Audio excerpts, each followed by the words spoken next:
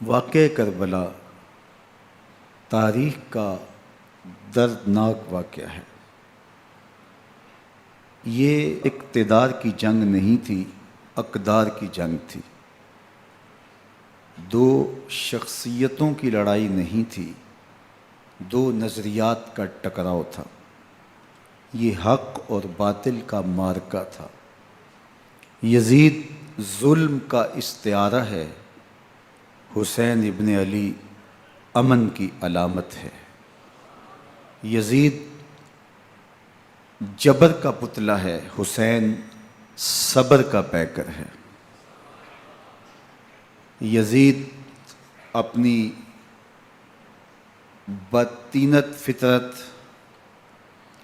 اور اپنی طبع ناہموار کے باعث دنیا پر ذلت و رسوائی، ظلم، جبر، جور و زیادتی کی علامت بن کے ابھرا، اور حسین ابن علی رضی اللہ تعالی عنہ حق و صداقت کا نشان بن کے ابھرا۔ کربلا کے تپتے ہوئے ریگزار میں حسینی اور یزیدی دو کردار سامنے آتے ہیں۔ اقبال نے کہا تھا، موسیٰ و فرعون و شبیر و یزید، ایند و قوت از حیات آید پدید، زندہ حق از قوت شبیری است، باطل آخر داغ حسرت میری است، سرخ رو عشق غیور از خون او، شوخی ای مصرع از مضمون او، تا قیامت قطع استبداد کر، موج خون او چمن ایجاد کر۔ یزید بہدل کی بیٹی محسون کا ناپاک بیٹا تھا، اور حسین محمد عربی کی بیٹی فاطمہ کا شہزادہ تھا۔ یزید دمشق کے اطراف میں سرجون اور جریر اختل جیسے اوباشوں کے جھرمٹ میں پل کے جوان ہوا۔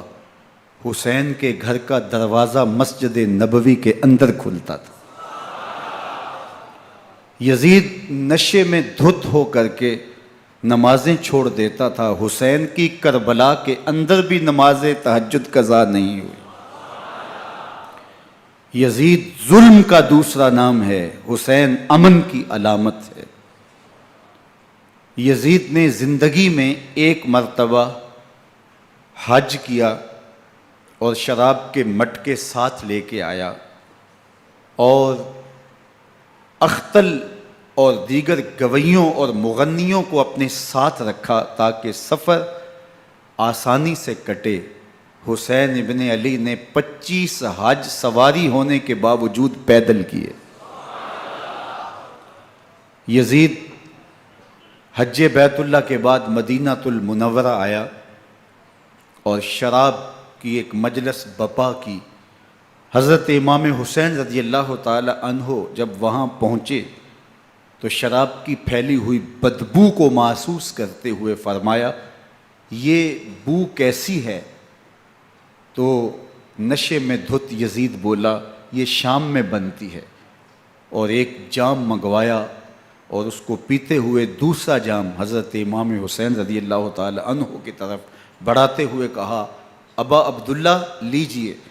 تو حضرت امام حسین رضی اللہ تعالی عنہ نے فرمایا، میں اس کی طرف دیکھتا بھی نہیں ہوں، اور پھر وہ عشقی اشعار پڑھنے لگا۔ جب یزید کی شراب نوشی کا منظر امام حسین رضی اللہ تعالی عنہ اپنی آنکھوں سے دیکھ چکے تھے تو مجھے بتاؤ، یزید کے ہاتھ پہ امام حسین کا پاک ہاتھ کیسے آتا؟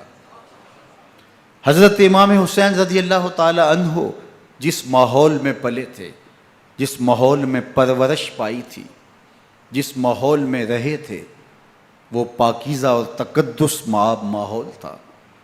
اور یزید کبھی اطراف دمشق میں، کبھی غوطہ میں، کبھی الخضرہ محل میں، اور کبھی کہاں داد عیش دیتا رہا اور لہو و لعب کے اندر مصروف رہا، اور اس کی زندگی ان چیزوں سے عبارت تھی۔ وہ محرمات کو حلال قرار دیتا، شراب نوشی اس کی ہڈیوں میں رچی ہوئی تھی، اور شریعت بیضہ کا مذاق اڑایا کرتا۔ اور حسین ابن علی رضی اللہ تعالی عنہ کی دوستیاں جن لوگوں سے تھی وہ عبداللہ ابن عباس تھے، عبداللہ ابن عمر تھے، حضرت عبد الرحمن بن ابو بکر رضی اللہ تعالی عنہ تھے۔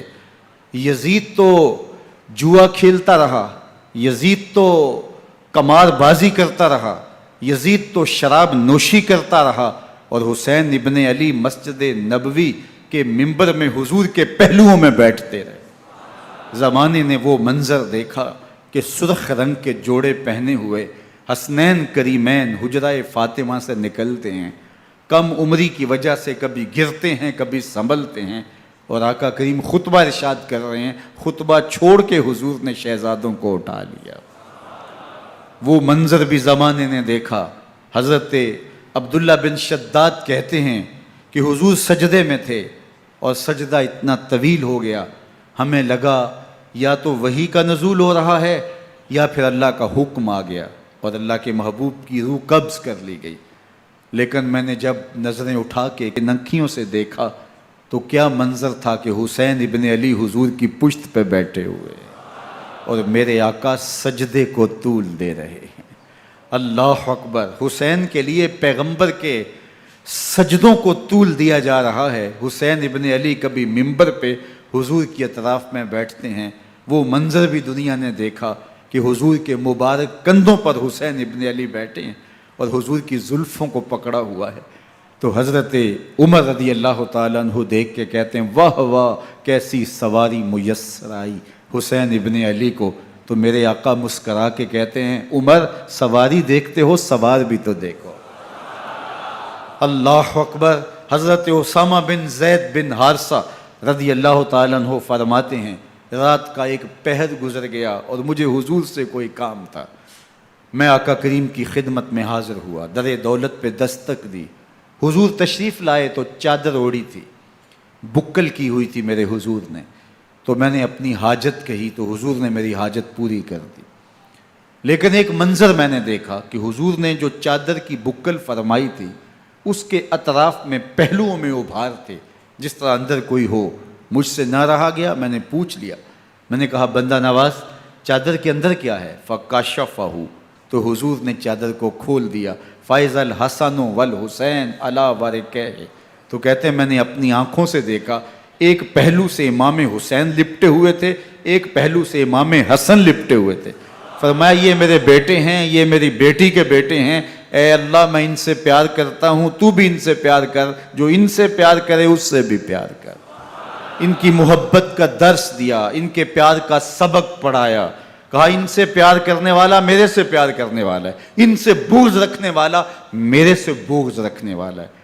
ان کی تکلیف حضور کو بے چین کر دیتی تھی۔ حضرت سیدہ فاطمہ الزہرا رضی اللہ تعالی عنہ کے گھر کے قریب سے گزرے تو حضرت امام حسین کے رونے کی آواز آ رہی تھی، تو آقا کریم علیہ السلام نے فرمایا کہ فاطمہ حسین کو چپ کرواؤ، اللہ تعالیٰ انا بقاءہ یوزینی، تو جانتی نہیں حسین کا رونا مجھے دکھ دیتا ہے۔ حسین ابن علی کو حضور رونے نہیں دیتے تھے، ان کو دکھی نہیں ہونے دیتے تھے، کیونکہ رسول اللہ صلی اللہ علیہ وسلم جانتے تھے کہ یہ کتنے دکھ سہے گا، کتنی تکلیفوں سے گزرے گا اور کتنے مصائب سہے گا۔ زمانے نے وہ گھڑیاں بھی دیکھیں کہ حضرت حذیفہ بن یمان رضی اللہ تعالیٰ عنہ فرماتے ہیں کہ میں حضور کی خدمت میں نماز مغرب کی ادائیگی کے لیے حاضر ہوا، اور میں نے یہ اجازت خاص طور پہ اپنی ماں سے اس شرط پہ لی تھی کہ امی آپ مجھے اجازت دیں، میں حضور کی خدمت میں حاضر ہوتا ہوں، مغرب کی نماز بھی ادا کروں گا اور پھر حضور سے عرض کروں گا حضور میرے لیے اور میری ماں کے لیے بخشش کی دعا کر دیجئے۔ ماں نے اس شرط پہ اجازت دے دی اور میں حضور کی خدمت میں آ گیا، نماز مغرب ادا کی، سلام پھرا تو میرے دل میں آرزو تھی میں حضور سے عرض کروں حضور میرے لیے اور میری ماں کے لیے مغفرت کی بخشش کی دعا کر دیں، لیکن حضور عبادات میں ذکر میں نوافل میں ایسے مشغول ہوئے کہ میں آرزو رکھنے کے باوجود بھی عرض نہ کر سکا۔ خیر نماز عشاء کا وقت ہوا، اذان پکاری گئی، حضور مصلی پہ آئے، نماز پڑھی، سلام پھرا، تو میرے دل میں پھر خیال آیا کہ ماں سے ایک نماز کی چھٹی لی تھی، نمازیں بھی 2 ہو گئیں، ماں نے جاتے ہی پوچھنا ہے، حضور سے میرے لیے اور اپنے لیے مغفرت کی، بخشش کی دعا کروائی تھی، تو کیا جواب دوں گا؟ اور حضور اٹھے اور کاشانہ اقدس کی طرف چل دیے۔ اب میرے دل میں یہ خیال رہ کے آ رہا تھا کہ ماں کو کیا جواب دوں گا؟ میں تو حضور سے بخشش و مغفرت کی دعا کروا ہی نہیں سکا۔ جب حضور چل پڑے تو غیر ارادی طور پہ میں بھی حضور کے پیچھے چل پڑا۔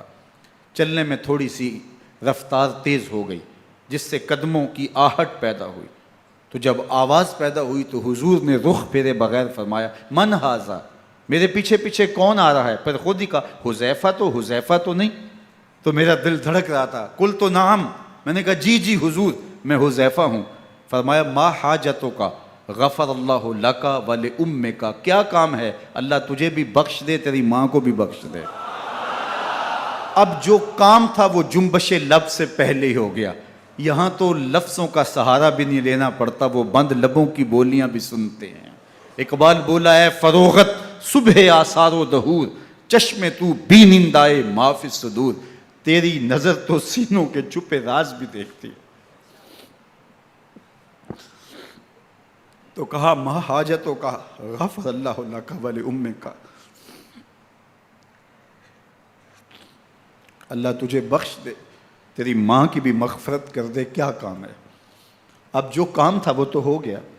تو میرے حضور نے ارشاد فرمایا، حذیفہ سنو، ابھی ایک فرشتہ آیا ہے جو اس سے قبل دھرتی پر پہلے کبھی نہیں آیا، آج پہلی مرتبہ اللہ سے اجازت لے کے 2 کام کرنے آیا ہے۔ ایک تو مجھے سلام کرنے آیا ہے، اور دوسرا خوشخبری دینے آیا ہے کہ آپ کی بیٹی فاطمہ جنتی عورتوں کی سردار ہے، اور حسن اور حسین جنتی جوانوں کے سردار۔ ایک طرف یزید ناپاک میسون کا پلیت بیٹا، اور ایک طرف محمد عربی کا نواسا، فاطمہ کے دودھ کا اثر، علی المرتضیٰ کے خون کی تاثیر، رسول اللہ صلی اللہ علیہ وسلم کے کندھوں پہ بیٹھنے والا۔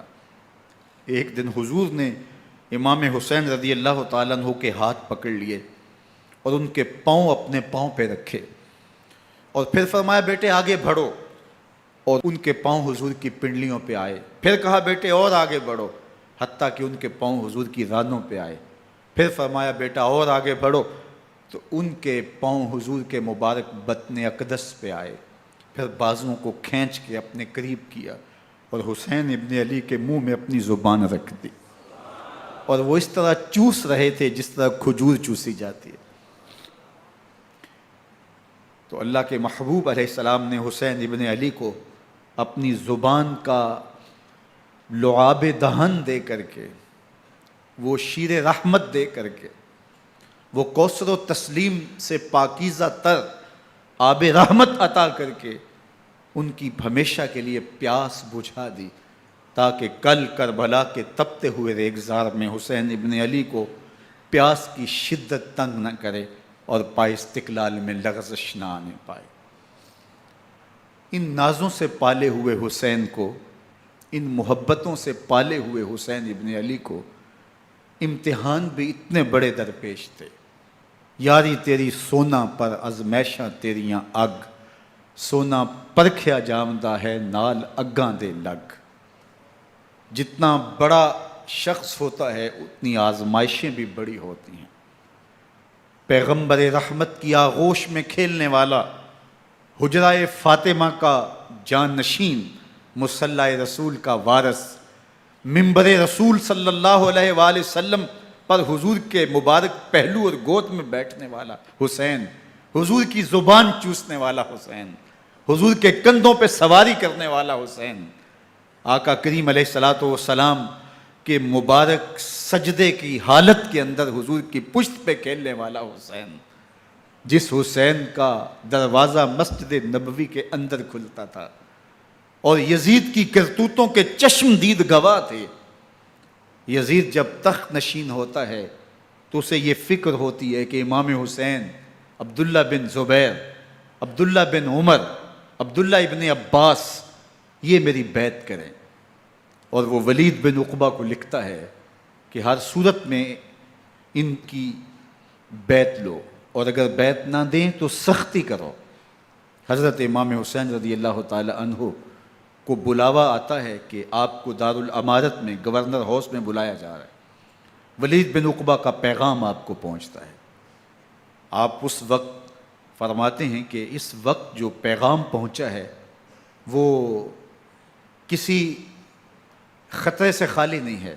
تو کچھ سواروں کو ساتھ لیا، کہا تم دارالامارت کے باہر کھڑے رہنا، اگر میری آواز بلند ہوئی تو اندر آ جانا، ورنہ تم انتظار کرنا. آپ اندر گئے. ولید بن عقبہ نے مروان کو بھی بلایا تھا.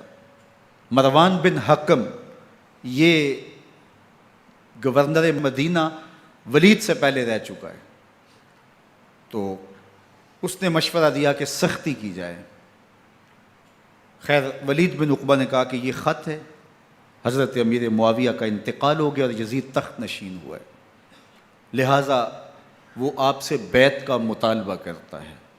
تو حضرت امام حسین رضی اللہ تعالیٰ عنہ نے فرمایا کہ میرے جیسا شخص یوں چھپ کے بیعت نہیں کر سکتا. اور آپ واپس پلٹے. مروان بن حکم نے ولید بن عقبہ کو کہا کہ یہ موقع ہے جانے نہ دیا جائے، اگر یہ نکل گئے تو دوبارہ تم قابو نہیں پا سکو گے اور انہیں یہیں قتل کر دیا جائے. حضرت امام حسین رضی اللہ تعالیٰ عنہ نے یہ بات سن لی. کہتے ہیں حضرت امام حسین انہی قدموں کے بل واپس پلٹے اور مروان بن حکم سے مخاطب ہو کے کہا، مروان کیا بول رہا ہے؟ وہ خاموش ہو گیا. فرمایا تو جانتا نہیں ہم کون ہیں؟ آنا حسین ابن علی ابن ابی طالب، میں حسین ہوں، میں علی کا بیٹا ہوں. ہمارے گھر میں قرآن اترتا رہا ہے، وحی کا نزول ہوتا رہا ہے، اور یزید فاسق ہے، فاجر ہے، مسلمانوں کا قاتل ہے اور شرابی ہے. میں ڈنکے کی چوٹ پہ یزید کی بیعت سے انکار کرتا ہوں. بس حیدری کچھار سے محمدی شیر نکل آیا ہے. اب اوسان خطا ہو گئے، راستہ چھوڑ دیا، واپس آئے. سیدہ زینب سے ملے، کہا مدینے کو چھوڑنا پڑے گا. کہا بھیا کیا ہوا؟ کہا یزید بیعت لینے پہ مصر ہے اور میں کسی صورت بھی بیعت نہیں کروں گا. رسول اللہ کا مدینہ ہمارے خون سے لالہ زار بنے گا. میں نہیں چاہتا کہ حضور کے شہر نور کی حرمت پامال ہو. دوستو وہ کیسا منظر ہوگا جب حسین ابن علی نے آخری حاضری حضور کے روضے پہ دی ہوگی. حاجی یا معتمر 10 دن کے لیے، 8 دن کے لیے، 20 دن کے لیے مدینہ المنورہ عارضی سکونت اختیار کرتا ہے اور حضور کے روضہ انور سے، اس شہر نور سے، ان گلیوں سے، ان بام و در سے ایسا مانوس ہو جاتا ہے کہ جب واپس پلٹ رہا ہوتا ہے ان دعاؤں کے ساتھ کہ دوبارہ آنا بھی نصیب ہو، اور اسے لگتا ہے کہ میں دوبارہ بھی بلایا جاؤں گا، لیکن اس کے باوجود شہر حبیب چھوڑنا قیامت سے کم نہیں ہوتا. اعظم چشتی مرحوم آخری بار جب حضور کے روضہ انور پہ گئے تو بیمار تھے، ویل چیئر پہ تھے. باب بقی سے باہر نکلے تو خادم سے کہا کہ میری ویل چیئر پیچھے سے کھینچو تاکہ میرا رخ روضہ انور کی طرف رہے. اور وہ پیچھے سے کھینچتا چلا جا رہا ہے. اور جب باب مکہ سے پیچھے جنت البقیع کے قریب سے گنبد خضرا نگاہوں سے اوجل ہونے لگا تو اعظم چشتی مرحوم نے کہا، جاں بدن سے نکلتی ہے اعظم، جاں بدن سے نکلتی ہے اعظم، کوئی آسان ہے مدینے سے جدا ہونا، کوئی آسان ہے مدینے سے جدا ہونا. یہ اس شخص کی کہانی ہے جو 10 دن، 5 دن، مہینہ، 2 ماہ وہاں رہتا ہے اور پھر اس شہر کو چھوڑ کے آنا اس کے لیے آسان نہیں ہوتا. اور مجھے بتاؤ کہ حسین جو پیدا مدینے میں ہوا، جس کے گھر کا دروازہ مسجد نبوی کے اندر کھلتا تھا، جو مسجد نبوی کے اندر پرورش پا کے جوان ہوتا ہے اور مدینے کی گلیوں میں کھیلتا رہا، اس حسین ابن علی کے لیے مدینہ چھوڑنا، اور پھر وہ اس بات کا علم اور شعور رکھتے تھے کہ یہ آخری بار حضور کے در پہ حاضری ہے، دوبارہ اس شہر نور میں نہیں آ سکوں گا، تو کیا قیامت ہوگی اور کیا منظر ہوگا۔ محمد بن حنفیہ کے علاوہ خاندان نبوت کے جتنے لوگ تھے ان سب نے شہر مدینہ کو الوداع کہا، اور رات کے موقع میں مدینہ المنورہ کو، مسجد نبوی کو چھوڑ کر کے مکہ کی جانب عازم سفر ہوئے۔ 3 شعبان المعظم کو مکہ المکرمہ پہنچتے ہیں، ادھر کوفیوں کے خطوط آنے شروع ہو جاتے ہیں۔ حضرت امام حسین رضی اللہ تعالیٰ عنہ مسلم بن عقیل رضی اللہ تعالیٰ عنہ کو صورتحال معلوم کرنے کے لیے بھیج دیتے ہیں۔ 40,000 کوفی آپ کے ہاتھ پہ بیعت کر لیتے ہیں۔ ادھر 25 پیدل حج کرنے والے حضرت امام حسین 8 ذی الحج کو احرام باندھتے ہیں، لیکن آپ کو پتہ چلتا ہے کہ حاجیوں کے روپ میں قاتل چھپا دیے گئے، تو آپ اس احرام کو حج کی بجائے عمرے میں بدلتے ہیں اور کوفے کی جانب عازم سفر ہوتے ہیں۔ کائنات والو، ذرا سینے پہ ہاتھ رکھ کے دیکھو کہ یہ کتنا مشکل مرحلہ تھا۔ اس دین کی آبرو کو بچانے کے لیے حضرت امام حسین رضی اللہ تعالیٰ عنہ نے کتنا بڑا قدم اٹھایا۔ آپ کے بہی خواہ، دوست، احباب عبداللہ بن عمر یہ سارے روکتے ہیں۔ عبداللہ بن عباس کہتے ہیں حضرت نہ جائیے، الکوفی لا یوفی، کوفی کبھی وفا نہیں کرتے، آپ کے والد کو وہاں شہید کیا گیا، لیکن آپ ایک فرض کو نبھانے جا رہے ہیں۔ میرے غم گسارو، میرے مہربانوں، نہ روکو مجھ کو جانے دو، مجھے نانے کے دی کی ڈوبتی کشتی بچانے دو، میں جاتا ہوں کہ دنیا پر وفا کا نام رہ جائے، میں رہوں نہ رہوں پر عظمت اسلام رہ جائے۔ میں نہیں جاتا تو نبی کے گھر کی آن جاتی ہے، میں نہیں جاتا تو نبی کے گھر کی آن جاتی ہے، تمہارا دین جاتا ہے، میری غیرت ایمان جاتی ہے۔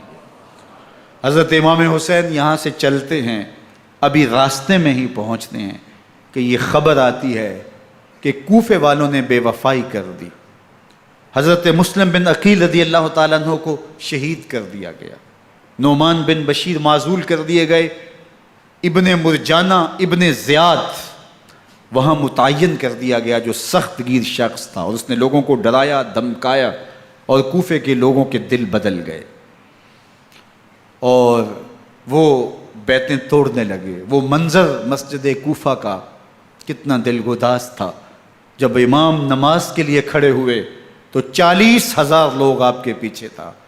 جب سلام پھیرا اور امام نے دیکھا کہ پیچھے لوگ نہیں ہیں، پھر لوگوں نے اپنے دروازے بھی بند کر لیے۔ رات کی تنہائیاں ہیں اور حضرت مسلم بن عقیل کو کوئی پناہ دینے والا نہیں ہے۔ لوگوں نے دروازے بند کر لیے کہ کہیں ہمارے گھر میں نہ آ جائیں اور ہم مشقت اور حکومتی تشدد کا شکار نہ ہوں۔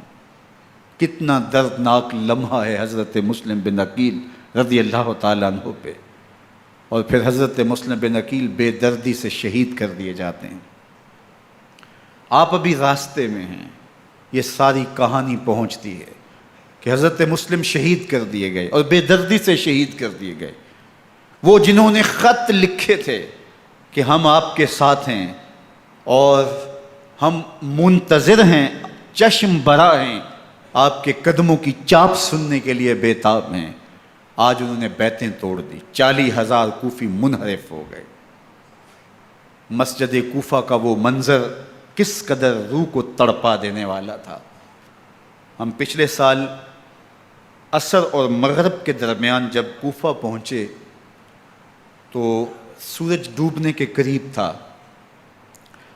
میں نے اپنی زندگی میں اتنا اداس موسم کہیں نہیں دیکھا جتنا اداس موسم کوفے میں دیکھا۔ ایسے لگتا تھا جس طرح کوفے کی آب و ہوا آج بھی شرمندہ ہے۔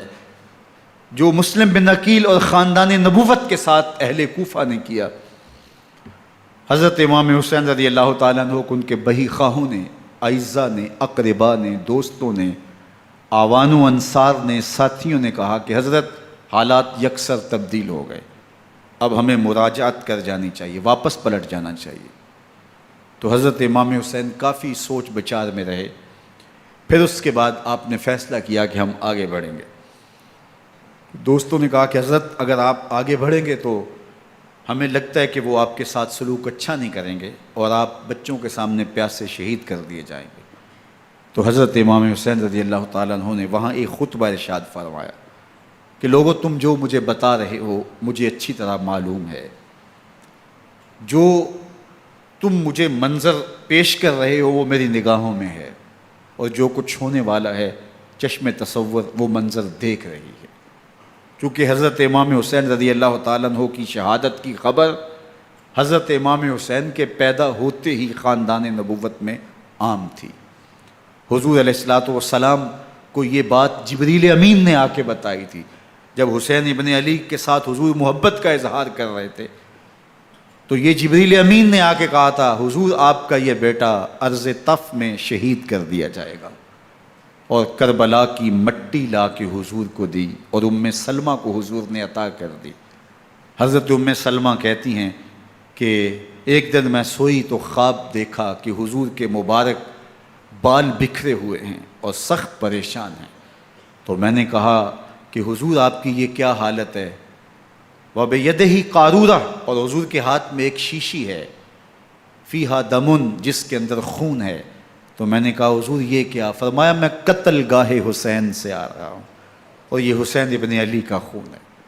تو کہا 10 محرم کا دن تھا، دوپہر کا یہ منظر تھا، میں کیلولہ کر کے اٹھی، جب میں نے دیکھا تو وہ شیشی جس میں کربلا کی مٹی رکھی تھی وہ خون بن چکی تھی۔ تو یہ خبر پہلے دی گئی تھی، یہ بتا دیا گیا تھا۔ فرمایا میرے دوستو جو تم مجھے بتاتے ہو میں اس سے بے خبر نہیں ہوں، یہ سب کچھ ہونے والا ہے، لیکن اس کے باوجود میں کیوں جا رہا ہوں؟ تو آپ کا ایک تاریخ ساز جملہ ہے جو کربلا کے فلسفے کو ہمارے سامنے رکھتا ہے کہ یہ اتنا بڑا امتحان کیوں دیا۔ حضرت امام حسین رضی اللہ تعالیٰ عنہ نے فرمایا وَلَكُمْ فِيَّ أُسْوَةٌ، میں اس لیے جا رہا ہوں قیامت تک ظلم، جبر اور ناانصافی کے خلاف کھڑے ہونے والوں کے لیے کوئی نمونہ تو ہو۔ میری زندگی قیامت تک ظلم، جبر اور استحصالی نظام کے خلاف کھڑے ہونے والوں کے لیے نمونہ ہے۔ تو حضرت امام حسین رضی اللہ تعالیٰ عنہ نے حق اور باطل کے درمیان ایک سرخ لکیر کھینچ دی اپنے خون سے۔ اب حق اور باطل کا امتیاز کرنا مشکل نہیں ہے، کوئی باطل پہ اڑا رہے تو الگ بات ہے، لیکن امتیاز کرنا مشکل نہیں ہے۔ حدود بالکل واضح کر دیں۔ اقبال نے یہاں کتنی خوبصورتی کے ساتھ اس مضمون کو نبھایا۔ سرخ رو عشق غیور از خون او، شوخی این مصرع از مضمون او، تا قیامت قطع استبداد کر، موج خون او چمن ایجاد کر۔ ایک جہاں آباد کر دیا، حق اور باطل کی راہیں اجال دی۔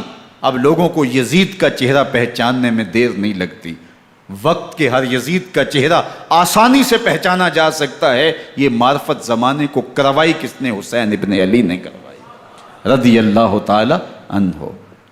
تو حضرت امام حسین نے فرمایا کہ جو میرے ساتھ ہونے والا ہے میں اچھی طرح جانتا ہوں، لیکن میں اس کے باوجود آگے بڑھوں گا۔ پھر بڑھے اور کربلا میں جا کے خیمہ زن ہو گئے۔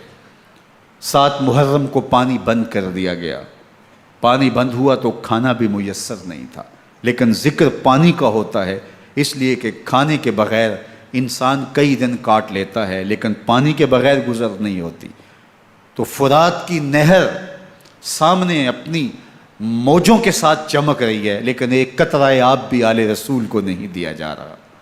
کائنات کے اندر ایسے انوکھے امتحان بھی ہوتے ہیں۔ وارثوں ساقی کوثر کے، مالک ہوں حوض کوثر کے، اور بیٹے ہوں ساقی کوثر کے، اور آج ایک بوند پانی کی بھی میسر نہ ہو۔ صبر کا امتحان ہے، عزیمت کا امتحان ہے۔ حضرت امام حسین رضی اللہ تعالیٰ عنہ خیمہ زن ہو گئے۔ 3 دن تک پانی بند رہتا ہے۔ 9 محرم کو رات کی تنہائی میں حملہ آور ہونا چاہتے ہیں، لیکن آپ نے کہا کہ ہمیں اللہ کے حضور عبادت اور ذکر کے لیے وقت دیا جائے۔ ساری رات ذکر میں گزرتی ہے، عبادات میں گزرتی ہیں۔ رات کے اندھیرے میں آپ چراغ بجھا دیتے ہیں۔ آوان و انصار کو کہتے ہیں کہ ان کی دشمنی میرے ساتھ ہے، انہیں میرا خون چاہیے، اگر تم رات کی تاریکی میں نکل جاؤ تو میں تم سے کوئی مواخذہ نہیں کروں گا، اور یہ بھی تمہارا پیچھا نہیں کریں گے، اس لیے کہ ان کا مطلوب تم نہیں ہو، ان کا مطلوب میں ہوں۔ جب چراغ جلایا تو کوئی بھی نہیں گیا۔ مسلم بن نوسجہ کھڑے ہو کے کہتے ہیں حضرت اگر ہمارے بدن کو 70 بار کاٹا جائے اور جلایا جائے اور ہواؤں میں اڑا دیا جائے پھر بھی آپ کا ساتھ نہیں چھوڑیں گے۔ 70 سال کے بوڑھے ہیں حبیب بن مظاہر، کہتے ہیں حضرت آپ کو چھوڑ کے جائیں کہاں، آپ کو چھوڑ کے جائیں کہاں، کوئی ساتھ چھوڑنے کے لیے تیار نہیں ہے۔ پیاس ہے، سخت گرمی ہے، کربلا کا ماحول ہے، 72 افراد اور خاندان کی خواتین میدان کربلا میں خیمہ زن ہیں۔ دوسری طرف لشکر اعداء اشقیا 22,000 کی تعداد میں مقابلے میں، ایک روایت 30,000 کی ہے۔ ان صرف 72 پیاسے لوگوں کے لیے اتنے لوگوں کو جمع کرنے کا مقصد خوف زدہ کرنا تھا۔ شرط ہے کہ یا یزید کی بیعت کر لیں، محاصرے توڑ دیں گے، پانی دستیاب ہوگا، اعزاز و اکرام سے نوازا جائے گا، خزانوں کے منہ کھول دیے جائیں گے۔ لیکن حسین ابن علی کہتے تھے سب کچھ لٹ جائے گا، باطل کے ہاتھ پہ ہاتھ نہیں رکھوں گا۔ اللہ اکبر۔ اب صبح طلوع ہوتی ہے، عاشور کا دن چڑھتا ہے، سورج اپنی پوری تمازت کے ساتھ گرمی برسا رہا ہے۔ آج خاندان نبوت کا امتحان زمانے نے دیکھنا ہے۔ رسول اللہ کا لعاب چوسنے والا اس کے صبر کا آج امتحان ہے، حضور کے کندھوں پہ کھیلنے والے حسین کا آج امتحان ہے۔ اللہ اکبر۔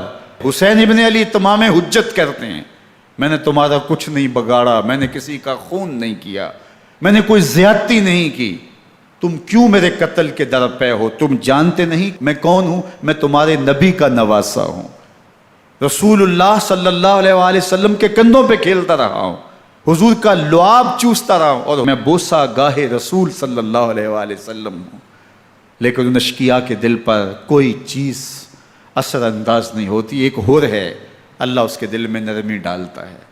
پہلے تو امام حسین کو گھیر کے لے کر کے آتا ہے، لیکن بعد میں وہ قافلہ یزید سے قافلہ حسین کی طرف آ جاتا ہے۔ امام حسین فرماتے ہیں تو دنیا میں بھی ہور ہے، آخرت میں بھی ہور ہے، آزادی مل جاتی ہے۔ باقی 22,000 کا لشکر جرار امام حسین کے قتل کے در پہ ہے۔ پھر تاریخ نے خاندان نبوت کا وہ انوکھا امتحان دیکھا۔ حضرت امام حسین کے بچے بالخصوص خواتین پیاس کی شدت میں حلق خشک ہیں۔ حضرت سکینہ تڑپ کے اپنے باپ سے کہتی ہیں کہ مجھے 6 ماہ کے علی اصغر کی پیاس نہیں دیکھی جا رہی۔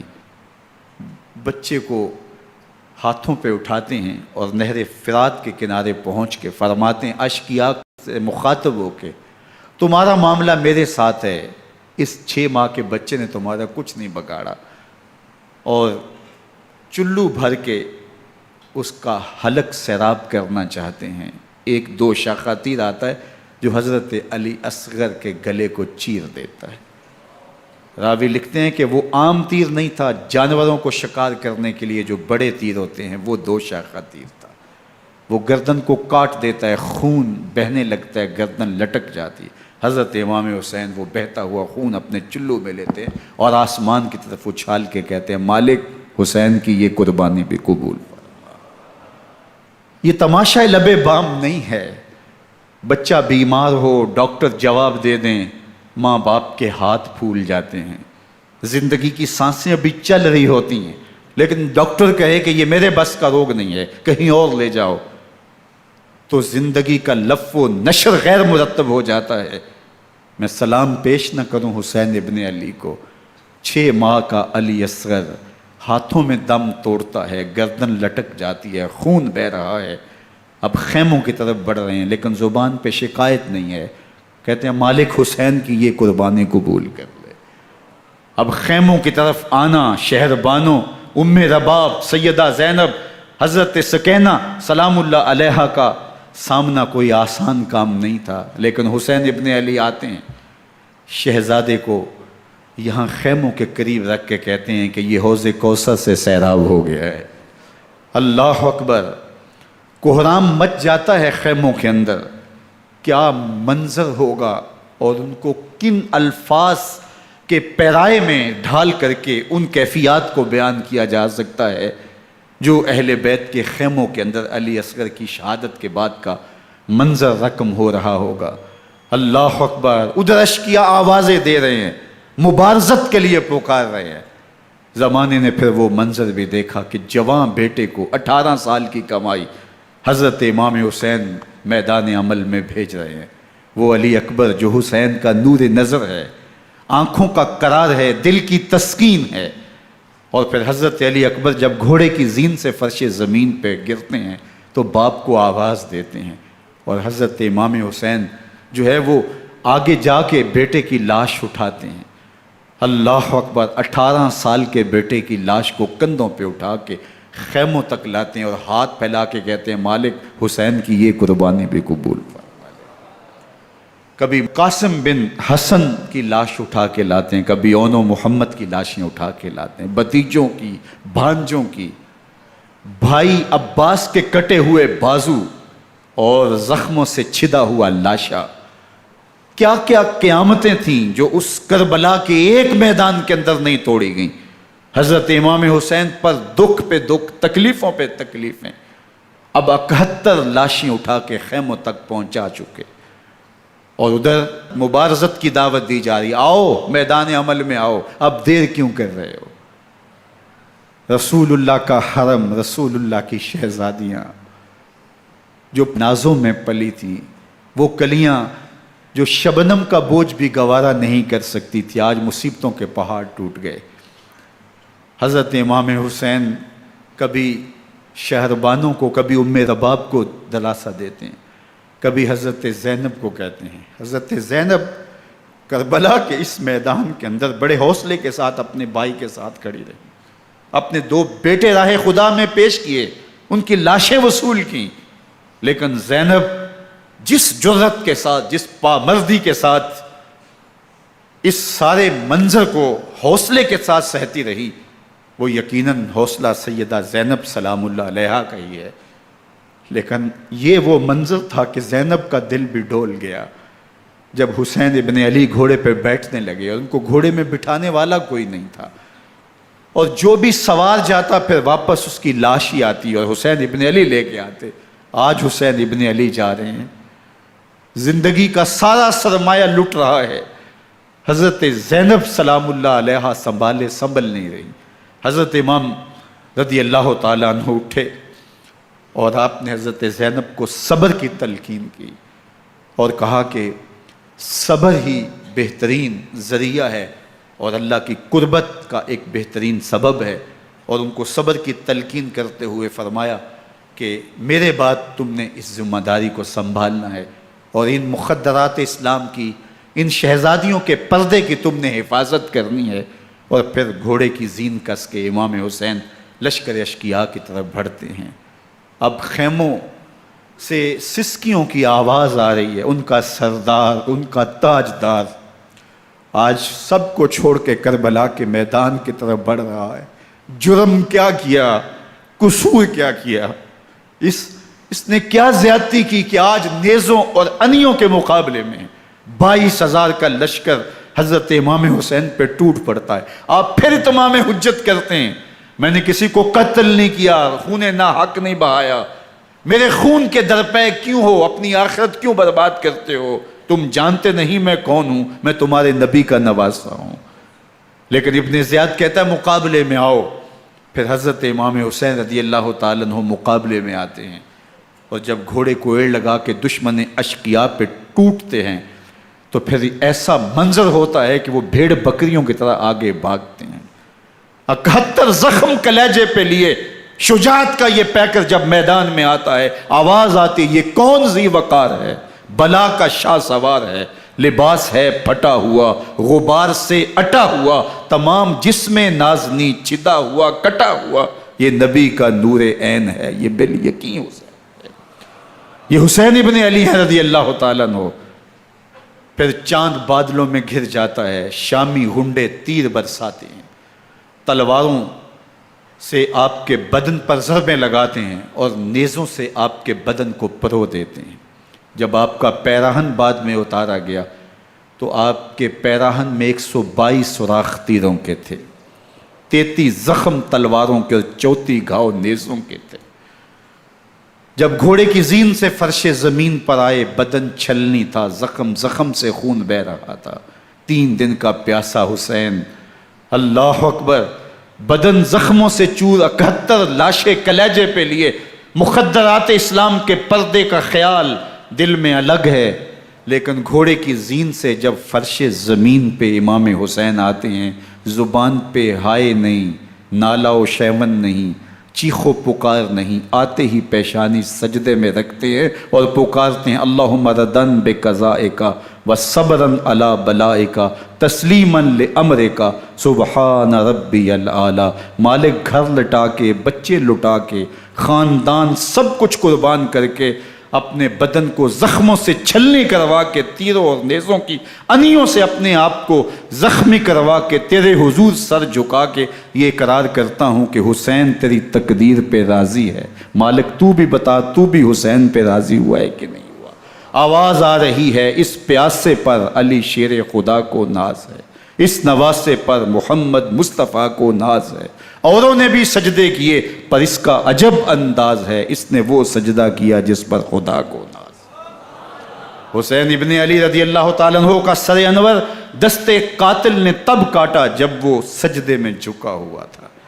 یزید نے کہا میں بیعت لوں گا، امام حسین نے کہا کبھی بھی نہیں دوں گا، یہ سر کٹ سکتا ہے جھک نہیں سکتا۔ سر کاٹ کے نیزے کی نوک پہ چڑھا دیا گیا اور یہ اس بات کا اعلان تھا کہ ہم جیت گئے اور حسینی ہار گئے، اور لشکر یزید میں غوغا مچ گیا، نقارے بجنے لگے کہ ہم جیت گئے، دیکھو امام حسین شہید کر دیے گئے، اور سر کاٹ کے نیزے کی نوک پہ چڑھایا گیا۔ لیکن لشکر یزید سے ہی آواز آئی یہ کیسا سر ہے جو کٹ کے بھی سر بلندی ہے، کٹ گیا ہے پھر بھی اونچا ہے، اللہ اکبر، یہ سر سجدے میں کٹا ہے، رب کے حضور عبادت کی حالت میں کٹا ہے، حسین آج بھی سجدے میں ہے، اللہ اکبر، حسین آج بھی سجدے میں ہے، بلکہ کٹے ہوئے سر کا رخ زمین کی جانب تھا اور کٹی گردن آسمان کی طرف، یوں نیزے پہ پرویا گیا، اللہ اکبر۔ ایک شاعر نے نقشہ کھینچا، بآنکھ سر نیزے پہ اور سوئے زمین ہے روح، یعنی سجدہ ثانی کی ہے آرزو۔ رکعت کے 2 سجدے ہوتے ہیں، ابھی ایک سجدہ ہوا تھا کہ دست قاتل نے سر کاٹ دیا، کہا حسین کی پیشانی میں دوسرے سجدے کی تمنا مچل رہی ہے۔ یہ تھا حسین ابن علی کا سجدہ، ساری زندگی رب کے حضور سجدہ قضا نہیں ہونے دیا۔ آج پانی نہیں ہے، اللہ اکبر، آج تیمم کر لیتے ہیں، آج اپنے خون کو اوڑھ کر کے حسین نے اپنی پیشانی اپنے مالک کے حضور جھکا کر کے عظیمت کی وہ انوکھی داستان رقم کر دی کہ صدیاں گزرنے کے باوجود بھی ان کی یادوں کے چراغ روشن ہیں۔ جب حضرت امام حسین اور دوسرے آیان و انصار کو شہید کر دیا گیا تو ان کے سر نیزوں کی نوک پہ چڑھا دیے گئے، حضرت امام حسین کا کٹا ہوا سر اور باقی 71 افراد کے کٹے ہوئے سر نیزوں کی نوک پہ، اور 10 سواروں کو ابن سعد نے کہا کہ ان کو رون دو، اور گھوڑوں کی ٹاپوں تلے حضرت امام حسین رضی اللہ تعالیٰ عنہ اور ان کے آوان و انصار کو جو ہے وہ روندا گیا، حتیٰ کہ ان کی استخوان مبارک، ان کی ہڈیاں بھی چور چور ہو گئیں۔ روننے سے قبل ان کا لباس اتار لیا، ان کے کپڑے اتار لیے گئے۔ اللہ اکبر، کیسی دردناک گھڑیاں تھیں۔ یزید کا صرف یہی بد کرداری کا مرحلہ نہیں تھا، اس کربلا کے صحرا کے اندر یزید نے جس طرح امام حسین رضی اللہ تعالیٰ عنہ کو شہید کیا اور حضرت امام حسین کے خاندان کو شہید کیا، جب مدینہ المنورہ پر یزید نے مسلم بن عقبہ کو مقرر کیا، جس کو بزرگوں نے مصرف بن عقبہ کہا ہے، تو اس کو کہا 3 دن تک مدینے کا حرم تمہارے لیے حلال ہوگا، جو چاہو تم کرنا، اور شامی فوجوں کو اجازت ہوگی۔ تو وہاں بھی انہوں نے 10,000 تابعین اور 700 صحابہ کو شہید کیا۔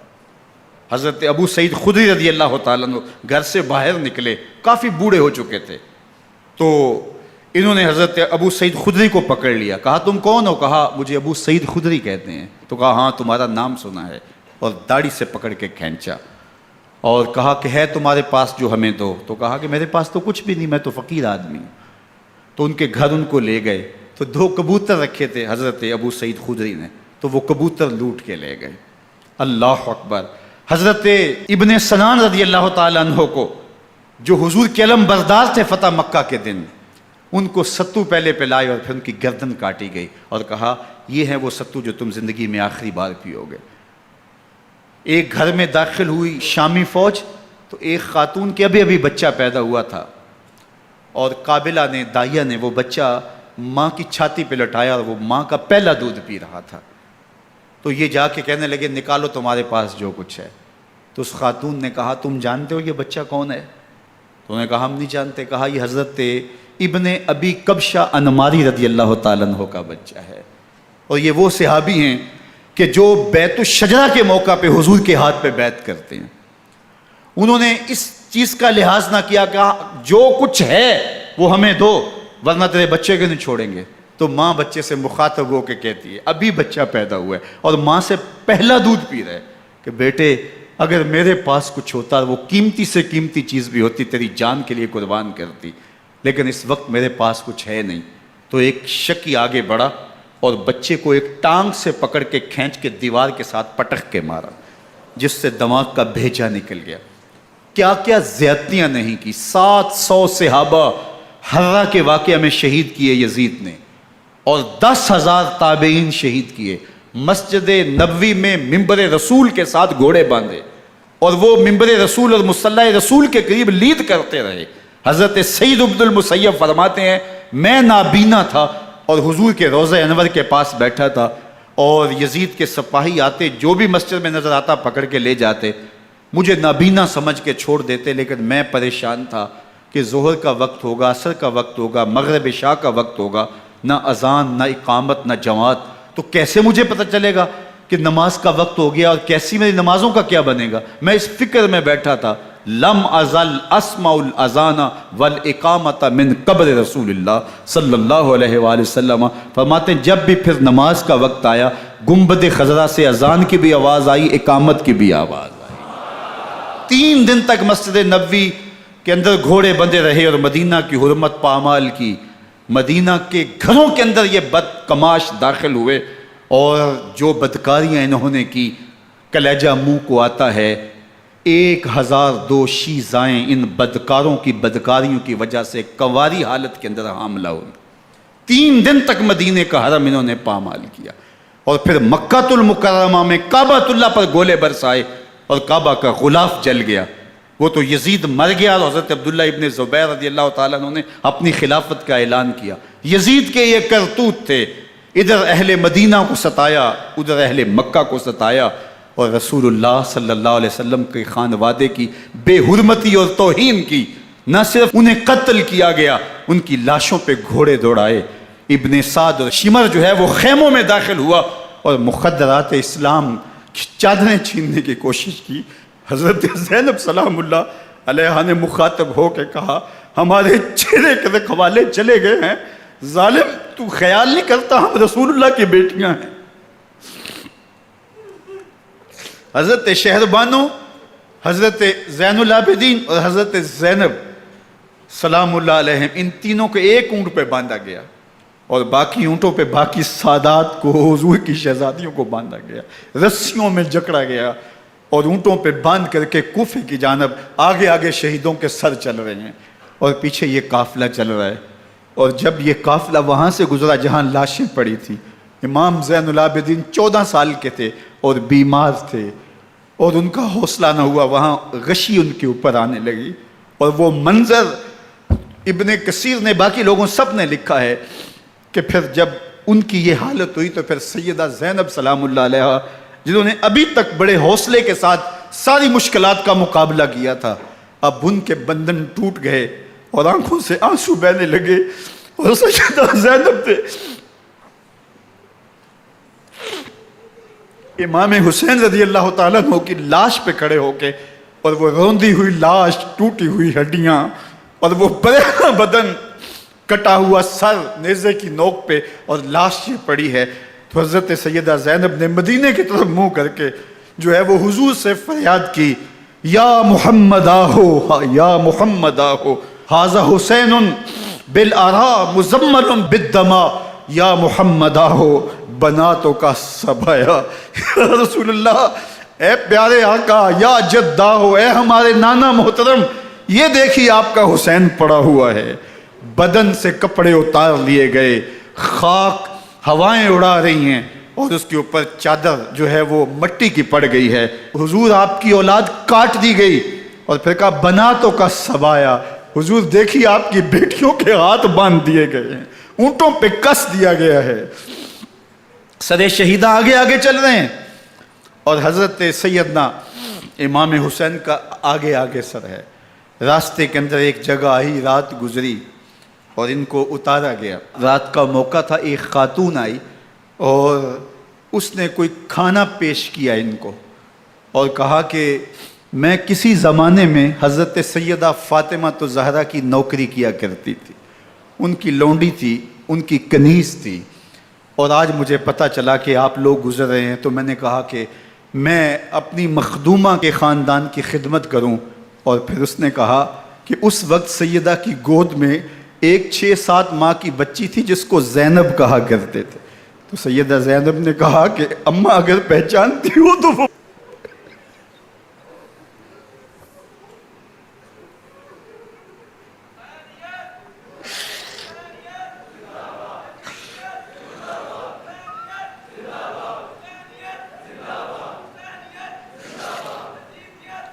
یہ تاراج اور لٹا ہوا کارواں پھر وہاں سے کوفے میں کیسے پہنچا، اور کوفے کے اندر سیدہ زینب سلام اللہ علیہا نے وہ یزید کے دربار میں، ابن زیاد کے دربار میں وہ جرأت آمیز جو باتیں کہیں، اللہ اکبر، زینب کی زبان میں علی کی خطابت بول رہی تھی، اور پھر دشمن اور دوست سارے رونے لگے، اور وہ کیا دل گداز منظر تھے۔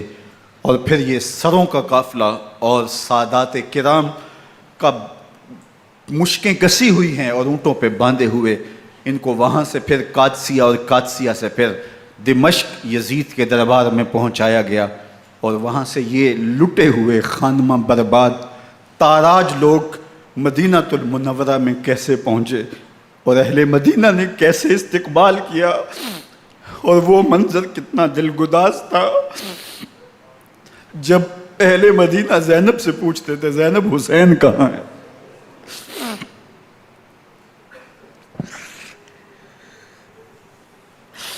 بے مروت بے وفا تیرا بھی کیا افسانہ ہے، جس نے اپنی ہی شمع کو گل کیا تو وہ پروانہ ہے۔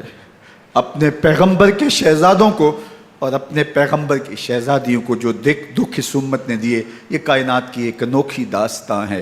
اللہ ہمیں اسوہ شبیری پہ عمل کی توفیق عطا کرے اور ان کے نقوش پاک کی برکتیں دے، اہل بیت کی محبت ہماری روحوں میں جذب کر دے، اور جس عظیمت کے ساتھ، جس حوصلے کے ساتھ انہوں نے دکھوں کو جھیلا، جو دہکتی آگ کے شعلوں پہ سویا وہ حسین، جو جواں بیٹے کی میت پر نہ رویا وہ حسین، جس نے سب کچھ کھو کے کچھ نہ کھویا وہ حسین، مرتبہ اسلام کا جس نے دوبالا کر دیا، خون نے جس کے دو عالم میں اجالا کر دیا، جو کہ سوزے غم کو سانچے میں خوشی کے ڈھال کے، مسکرایا موت کی آنکھوں میں آنکھیں ڈال کے۔ اے حسین ابن علی تم پر سلام، نازش آل نبی تم پر سلام۔ ذرا میرے ساتھ یہ پڑھ لیجئے، اے حسین ابن علی تم پر سلام، نازش آل نبی تم پر سلام، تم پہ لاکھوں رحمتیں لاکھوں سلام، اے شہیدان محبت کے امام، لالا گوں لالا بدن لالا کفن، اے چمن اندر چمن، زندگی ہی زندگی تیری حیات، اے حیات اندر حیات، افتخار ملت بیضا ہے تو، رب کعبہ کی قسم یکتا ہے تو، فخر کا دل میں دریچہ باز کرنا چاہیے، جن کا تو آقا ہے ان کو ناز کرنا چاہیے۔ وآخر دعوانا ان الحمدللہ۔